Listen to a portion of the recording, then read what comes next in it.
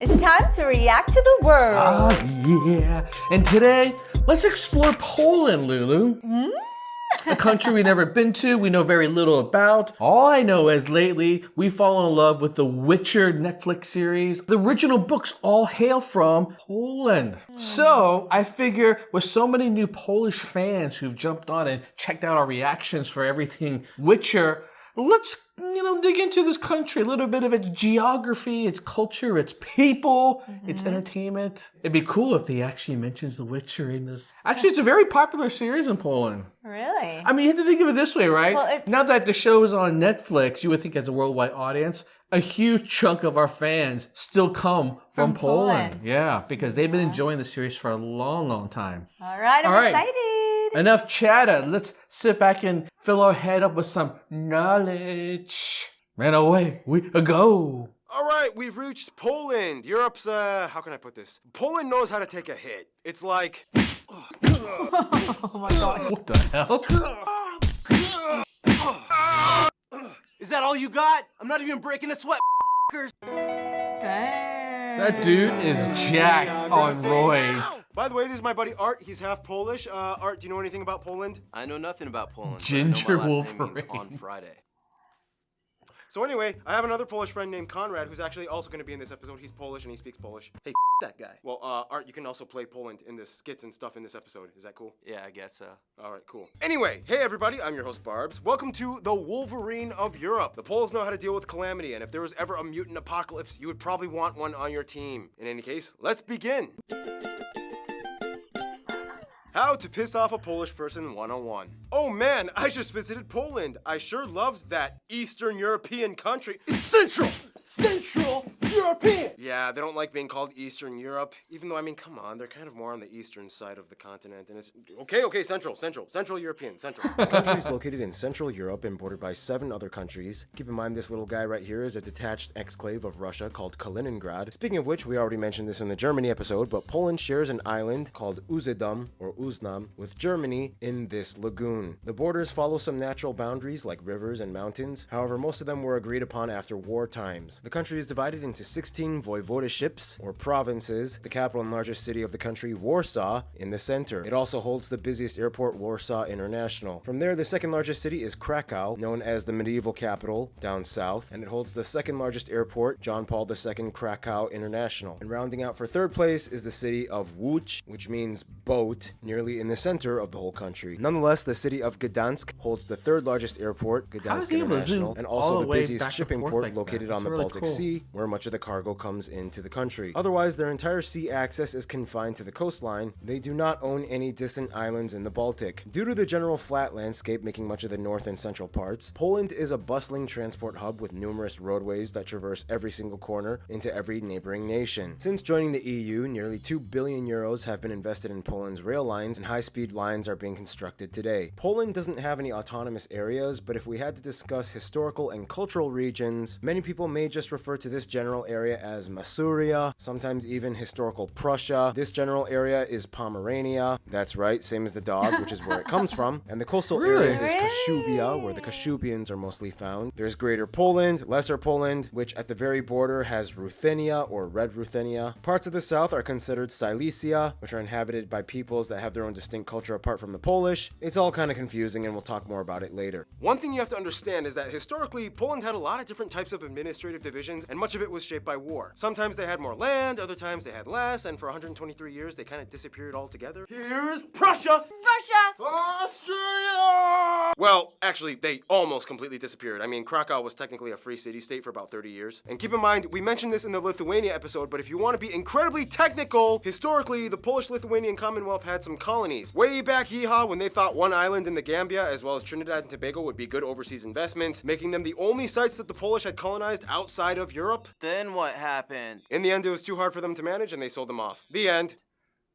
So anyway, here are some places of interest you guys, the Polish geography, suggested we mention in this episode. They have quite a few UNESCO heritage sites. A lot of them are like chapels, the Holy Mountain of Gabarka, the painted village of Zalipy, Chopin's Heart, this rock city, the upside down house, Kościuszko Mound, the Carrot House, the world's most narrow house. What Tons the- of cool Wow. statues and monuments like these, the world's tallest Pope statue, tons of World War II sites. It's kind of what they're known for, with the most famous one probably being the Auschwitz concentration camp. Of course, there are way too many churches like these. This one was where all the former kings were coronated. And of course, there's Warsaw's St. John's Cathedral. There's a bunch of synagogues that actually survived World War II. And there's even a wooden mosque for the Tatar minority in Kruszyniany. There's so many museums and galleries. You gotta admire him Wow. to be able to pronounce everything. Correct. Yeah. I don't know if he's pronouncing it right, but it sounded really good. Like he nailed it. Here's a bunch of notable ones, and too many castles, but they're very proud of having the world's largest medieval castle in Malbork. Yeah, Poland does not fall short when it comes to sights to see, or things to do, or nature to explore. And that means we move on to the next segment, the...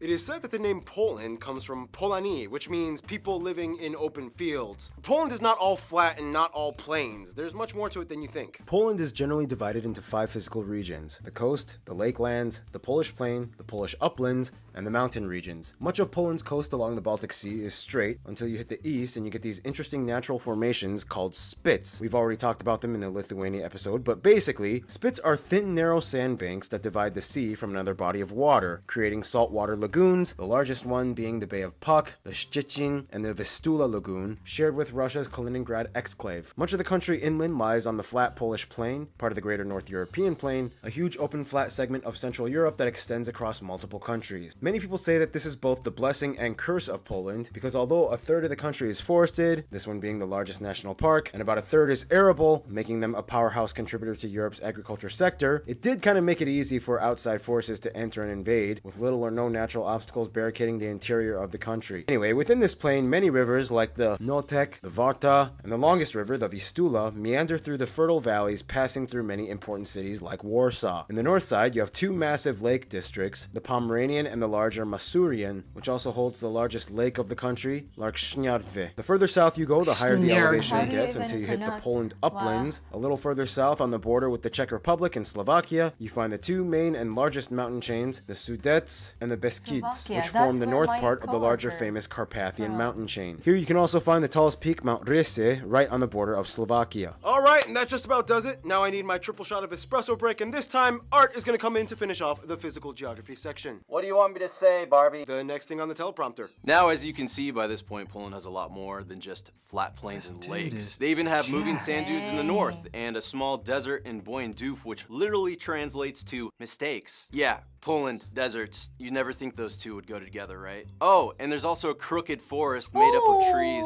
that bend at a 90-degree angle. Wow, Many people I have wanna go theories as to there. how it got that way. Some say it's natural, some say it was a dude trying to make chairs. In any case, Poland is a major producer of apples, 6th in the world, as well as being the world's largest treacle.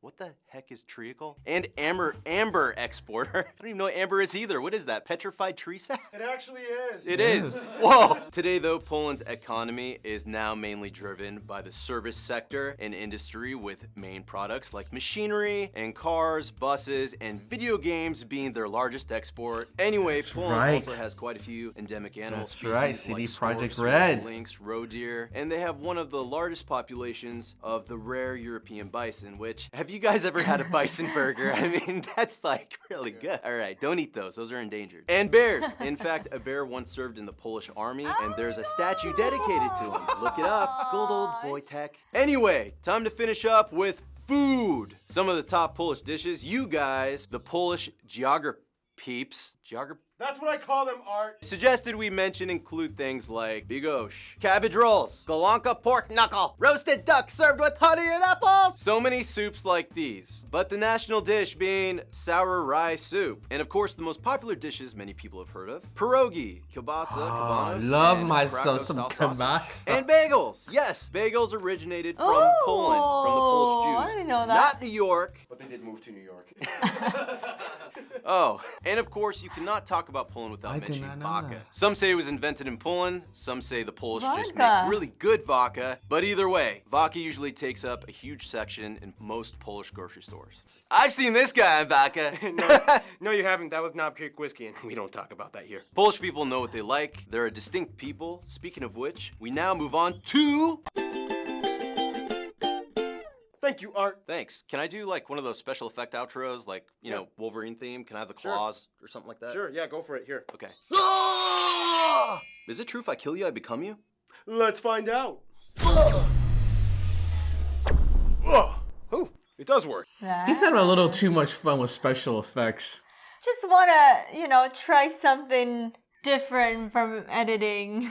Now, some of you guys have told me, in Poland, there's kind of like a word that sums up the Polish mindset. Załatwić. It means something along the lines of accomplishing tasks and taking care of business. Work is in their blood, and it's a huge part of who they are. The population is about 40 million. However, keep in mind, diaspora-wise, there are about 20 million Poles living abroad, and they are the second largest Slavic group after Russians. The country is incredibly homogenous, with about 96% of the population claiming to be Polish, which is part of the Slavic family group. This makeup is mostly due to the Nazi intervention of World War II and Soviet relocation policies of the 20th century that drastically changed the previously diverse population. The country has few minority groups. However, of the minorities, the largest groups would be the Silesian at about 1.3% and the Kashubians at just under 1%. The rest is mostly made up of other Europeans like Ukrainians, Belarusians, Czechs, and non-Europeans. No They use the Chinese? Polish zloty as their currency, they use the type C, E, and F plug outlets, and they drive on the right side of the road. Now, of course, the main language of Poland is, of course, Polish. Lots of people say Polish is like really hard to learn. For one, they have 7 cases of speech and too many consonants that are smashed all together at once. Geography Pavel says the Polish language is basically just spoken Wi-Fi passwords. Here's Conrad with a Polish tongue twister. Chrząszcz brzmi trzcinie w Szczebrzeszynie I Szczebrzeszyn z tego słynie. Sometimes even the Polish people say they have to polish up on their Polish.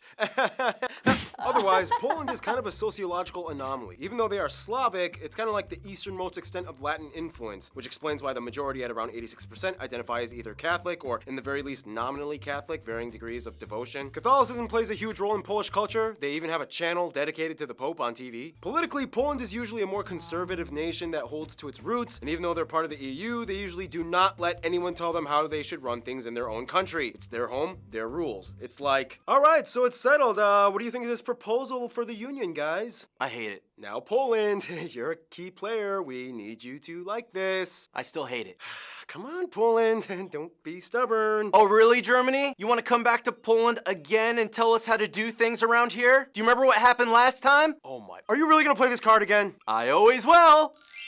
Little exaggerated, but yeah, don't push the Polish. They've gone through tons of that. I mean, literally like a fifth of their population died during World War II, the majority of whom were Polish Jews. Often in tight-knit Yiddish-speaking communities, Poland had one of the highest populations of Jews prior to World War II, and at one point up to 10%. They played a huge historical role in what Poland was and would be. Poles are proud that they were the only European-occupied country to never collaborate with the Nazis. They never officially surrendered, and all those years the Nazis were there, the underground army kept fighting. Poles have an incredibly complex history. I mean, they had a weird electoral monarchy thing. Conrad, explain. So the royal elections of the Polish-Lithuanian Commonwealth became a thing after the death of the last Golonian on the Polish throne. And at his death, it was decided that there would not be a royal dynasty that would just continue from generation to generation. That is to say that they would elect a king from a royal dynasty in Europe, but after his death, they would once again elect another monarch instead of letting his children take over the Polish throne. Thank like you, Game of Conrad. Thrones. Taking all that heavy stuff in, Polish people have told me there's always kind of like this sense of somber, stoic, suspicious, cynical, yet productive and prudent mentality that encapsulates the Polish. It's a weird paradox when you see them, because it's like, Ugh, being Polish is the worst. Seriously. I know, right? I hate Polish sausages. They're so gross. They are, and the government is just totally whack. yeah, Poland is terrible. What did you say? You can't say that! You're not from here! Yeah! Well, that took a little longer than expected, so here's Hannah with culture stuff. Good to be back. Polish people have gone through a lot. They were pretty much fought for and invaded over 40 times for about 400 years. Nonetheless, the Polish people held through those centuries and retained their sense of identity. For one, in Poland, it is actually just as popular, if not maybe even more, to celebrate one's name day as well as your birthday. Poland has quite a high What's level name of day? tertiary educated individuals, with about 80% of the young adult population having enrolled in university. Also, side note, note that 35% of Polish people living abroad are referred to as Polonia. There's a contest where we figure out who is the strongest man in the world, and Poland has won the most of those contests. Then we have the Silesian and Kashubian minorities. Let's let Conrad explain this one because, it's a little complex. The Silesians, who live for the most part today in Upper Silesia, are an ethnographic group with a distinctive dialect of Polish. Internationally, though, it's considered not as a nation or people, though some within the region consider themselves as a nation, which the Kashubians are, and they are considered as a West Slavic people separate from the Polish people. They are loyal towards Poland, but they have their own recognized minority status, they have their own traditions, they have their own cuisine, and they have their own language. There are even bilingual signs, which Paul will definitely put in now. Thank you, Conrad. They've also racked up quite a few Nobel Peace Prizes at 17. They are frontrunners of innovations and inventions like kerosene and the kerosene lamp, the oil well, the bulletproof vest, and the modern drug test. A lot of festivals can be found year-round throughout the country and in different regions. Popular ones include All Saints' Day, May Day, the La Cognac Festival in Krakow, and during Christmas you might see the creepy Turon everywhere. To expound a bit more on Polish music and arts, here, is Keith, or whatever. Music in Poland goes way back to its ancient Slavic roots. Instruments typically used include things like the wood horn, the hurdy-gurdy, the horsehair drum, the pedal accordion, and the suka. What you call me? Even though he had spent most of his time in France, Chopin was born in Poland. His homeland was always one of the central themes to his often somber and melancholy masterpieces cherished worldwide. During the Polish National Revival, this dude collected varieties of folk music for broadcast, including the most famous ones, these which are still performed to this day. I know that there's this guitar player named Jakub Zychecki, and he is amazing. Thank you, Keith. And now the most complicated part, history. In the quickest way I can condense it, Slavic tribes and states in the Vistula Basin, Piast Dynasty, Greater Poland, Christianity and tribal unification, Pomerania is annexed, this dude becomes the first king. He's literally just reading a list at this point. Who's gonna remember all this? Swedes invade, Prussians invade. Too much. Constitution written, Napoleonic Wars, Kingdom of Poland and Free State of Krakow, Russian partitions and Russian Poland, World War I, Polish-Soviet War, independence from Russia, Germany invades, World War II begins, communism years, independence, weird West Germany stuff, some other interesting things like they got a Pope and a Nobel Peace Prize, first fully free elections, they joined NATO and the EU, and here we are today! Some people you guys, the Polish geography suggested we mentioned in this episode include all those dukes and kings. Pretty much any hero that fought with the winged hussars, Copernicus, although he was technically German, Marie Curie was actually Polish, Mikołaj Rai, Pope John Paul II, all these athletes, these directors, all these artists and musicians, the dude from the movie The Pianist was a real guy, these American revolutionaries, and speaking of Americans, John Krasinski, Kristen Bell, Steve Carell, and Roman Polanski are also part Polish, Apple co-founder Steve Wozniak, and finally, of course, Grzegorz Bręczyk. And there's a lot more I could have mentioned, but that would take way too long. There's a lot of famous Poles all over the world. They've left their global mark. And speaking of global marks, that brings us to... As a central player in Europe for a long, complicated history, it's no surprise Poland has picked up quite an entourage over many, many years of Polish existence. For one, as part of the Visegrad Group, the Czechs and Slovaks are generally considered the close West Slavic brothers. They've had very few wars and conflicts with them. They understand their languages, kind of. However, they both kind of think the other sounds funny when they talk. For Russians, it's more of like a people versus government thing. As people, Poles and Russians get along quite well on a human level. It's just the governments that often disagree and clash. Poland for a while was under the Iron Curtain and Warsaw Pact, which complicated things even more. But as crazy as things get, there is always kind of like this universal Slavic understanding, which is why Ukraine comes in as a pretty close friend. Ukrainians love to come to Poland for work. There is also a fast-growing Ukrainian community, and they kind of share a similar post-communist struggle alliance, although they still kind of don't like how Ukrainians honor the UPA, which is a whole other story. Poland is kind of like Germany's biggest regret that they have to constantly be reminded of literally every day as they are neighbors, but they are the largest economic partner for them as well. Germany does have many bilateral relations with Poland. It's the 21st century, people have grown up and moved on, and the future looks bright mostly between the two. Quick note, Lithuania is like the divorced wife that they remember having some of the best years of their history with. Today, when a Pole meets a Lithuanian, they just kind of nod and smile, understanding everything the other is thinking without a single word. Their best friend, however, every Pole has told me the same thing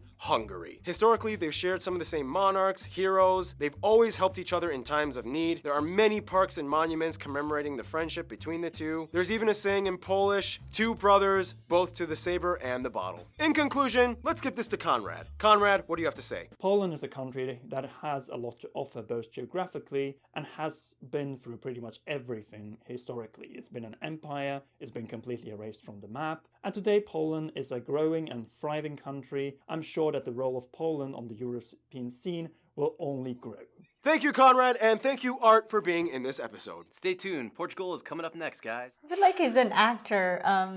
I think he almost maybe he wanted to be an actor at some point and realized, I'm just going to go this route, do funny skits, but teach people something, including all his friends. All his friends look like they kind of are actors in some way, shape, or form. He's got a lot of cameos in this one. Yeah, maybe he's growing and he's now been able to... Could be, yeah. I mean, the channel is really taking off. This one came out on October 30th, and he's got 2 million subscribers now, so he's...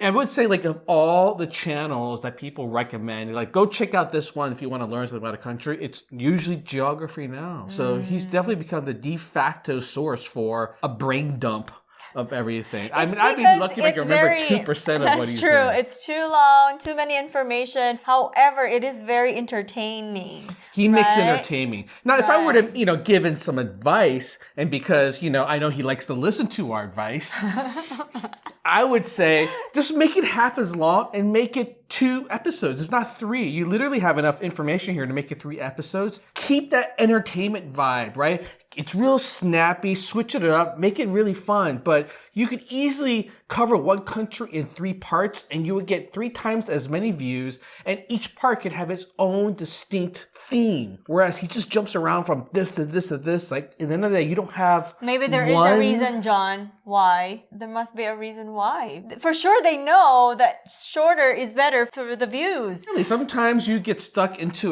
this is the format I'm on, and this is what I will stick with. But I think that for many people, this would just be way too much. Maybe if you grew up in this country and a lot of things are already very familiar, the language is very familiar, but if you're not familiar with the language, Polish is clearly a very difficult language. I would have to stop, and I know you, you can't pick up any of it. I can't remember one name, except for maybe Steve Carell and Wozniak, who, the founder of Apple. That's all I can remember. The rest of it, nothing else. Kibasa, but these are terms I knew ahead of time. I think that's just my advice. That's all. Hey, what do I know? I don't got 2 million subs.